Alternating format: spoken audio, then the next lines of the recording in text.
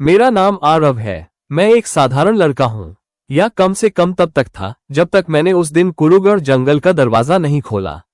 मुझे अब भी याद है, वो गर्मी की दोपहर थी। मैं और मेरी सबसे अच्छी दोस्त अन्या गांव के बाहर खेल रहे थे।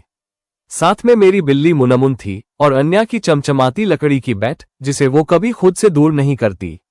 हम खेलते खेलते इतना दूर निकल गए कि कब कुरुगढ़ जंगल के पास पहुंच गए पता ही नहीं चला। वो जंगल, वो जगह हमेशा रहस्यमयी रही थी। गांव के लोग कहते थे कि वहां भूत रहते हैं, आत्माएं, शाप और कुछ ऐसा जिसे कोई समझ नहीं सकता। लेकिन उस दिन न जाने क्यों मुझे डर नहीं लगा। हम जैसे ही जंगल के किनारे पहुंचे, मुनमुन अचानक एक पेड़ की ओर दौड़ पड़ी। मैं उसके पीछे भागा और देखा, एक पेड़ था जो बाकी पेड़ों से बिल्कुल अलग दिखता था। उसकी जड़ों के बीच एक छोटा सा दरवाजा था, लकड़ी का, लेकिन उस पर कोई ताला नहीं था।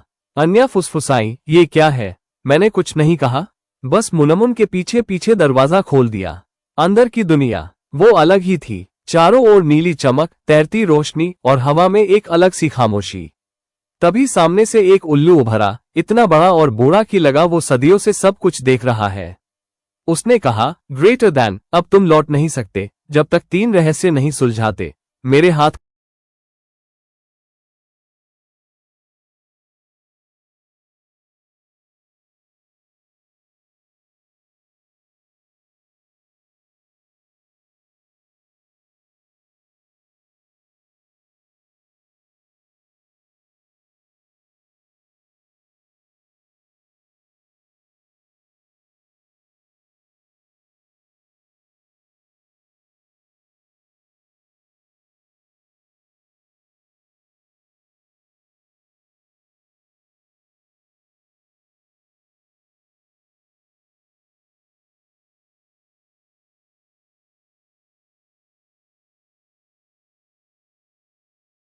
जैसे ही हम आखिरी दरवाजे तक पहुंचे, एक डरावनी परछाई सामने आई। उसकी आंखें जल रही थीं।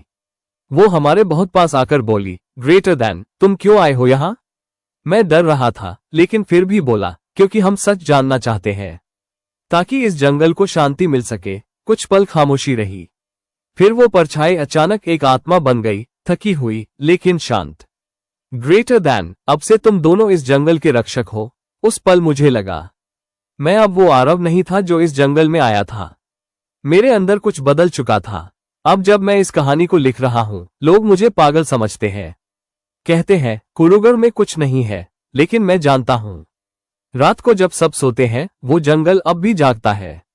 और मेरी मुनमुन, अब वो बस एक बिल्ली नहीं, वो मेरी साथी है, एक रक्षक। क्योंकि जंगल की कहानियां खत्म नहीं होती, वे बस अगला मोड़ लेती है।